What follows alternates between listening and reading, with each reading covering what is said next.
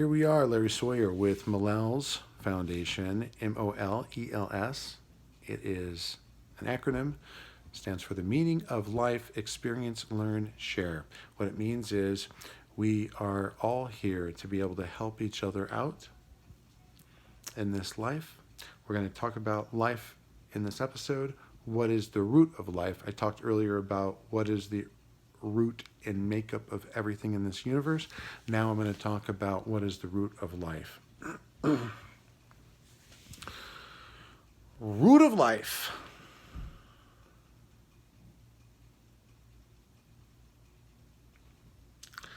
Let's just get everything down to the roots.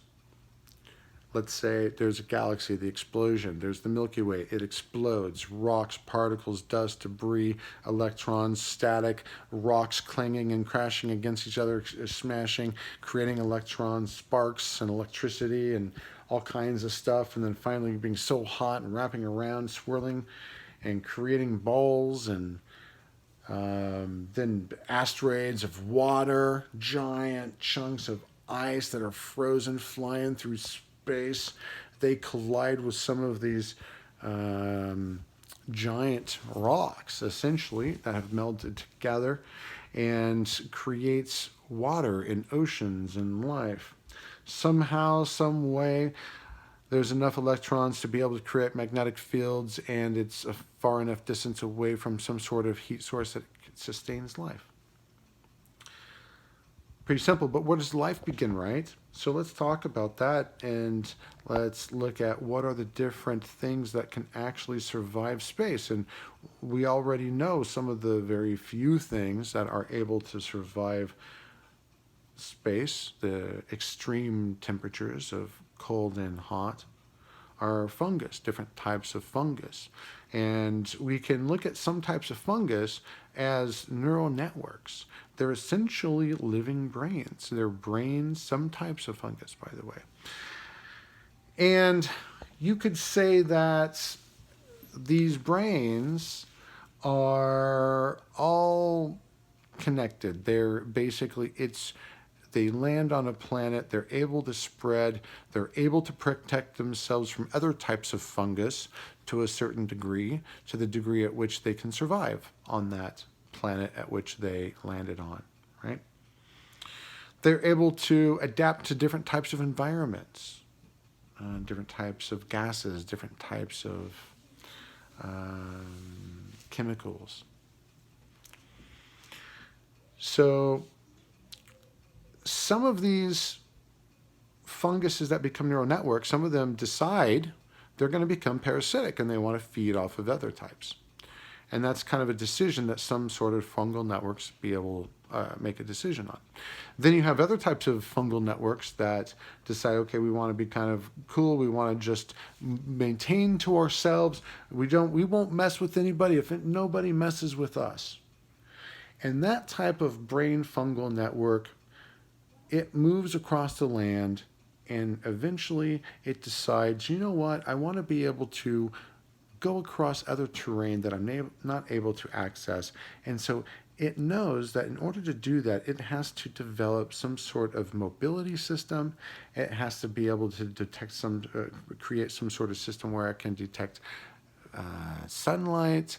Oh, and then it finds out there's colors, different shades of colors, and then you have lenses, and then these fungal networks are so intelligent, and they're able, and they all also operate at a specific frequency that is best for them, right? And they get connected to all kinds of life forms.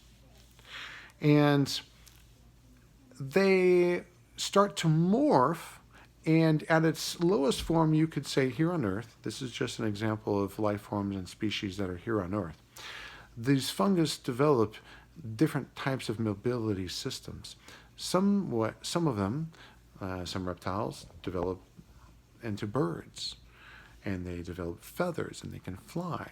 Some mobility systems are just swimming. Some are land animals and they can walk. Some run, are on 4 legs. Some run and walk on 2 legs. So we have different types of animals, but they all have something in common. They all have access to a brain that is part of that same neural fungal network that just wants to be left alone. And it just wants to kind of be left alone, do its thing. It doesn't really want to mess with anybody as long as it doesn't get messed with. But sometimes you get some bad apples and they get a little bit of a bad or evil spirit in them, and they just want to do bad and cause harm to other spirits and other life forms that are on this earth. We, of course, are here to be able to take care of all life forms and all species on this earth. We as humans are special species that have been given that task of taking care of each other, not hurting, not killing each other. Only if we need to protect our loved ones from someone who is trying to hurt them or kill them. This is something that certain and just about all life forms understand with the brain. And it also goes with tribes that don't have policing. Tribes that are in the middle of nowhere, they don't require any sort of policing because they all understand the basics. We help each other out. If you don't want to help us out, fine, fuck you, but we're all helping each other out. We learn the best that we can, and in the best environments, they learn the best that they can, the best technology that they can. And I've found some small indigenous towns in the world where they have used some wonderful, amazing building techniques.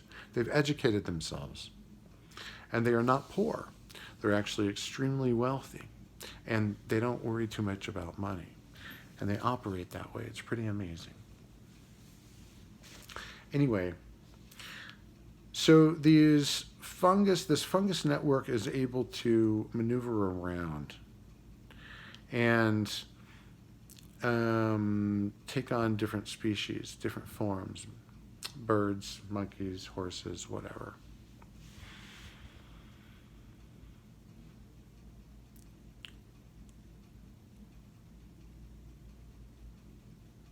Something I've found is us as humans are one of the best species that's on this earth and probably in this universe. And on this earth, all species of animals respect us. Even from spiders, the smallest insects.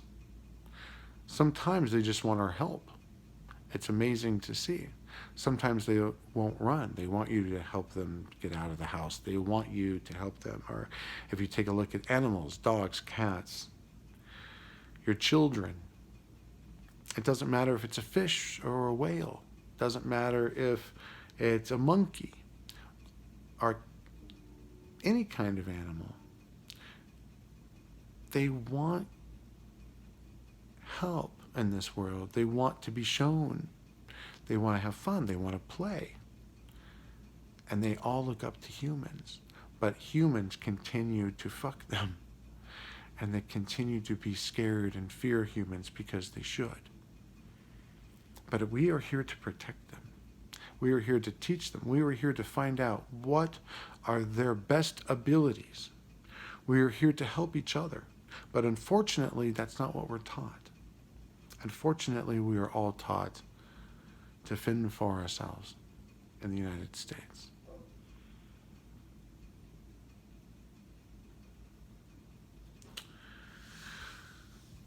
Okay. The reason why I say that is think to yourself, what could you accomplish had you had the support of everybody that could help you accomplish the things that you wanted to accomplish in your life? How good could you be, and what would you be good at? And how good could you really get? And what can you accomplish in the world? What kind of experiences could you create for yourself, and what kind of experiences could you help others have that they've always wanted to have? Experiences that maybe stuff that you had when you were younger that were just completely amazing beyond belief, and you want other people to be able to have those experiences. There are ways. There are ways. Okay. Well, else, we're helping people by spreading knowledge. All right. I need to continue and create some more videos. Next video, I'm going to talk about an ankh and what the ankh was really used for.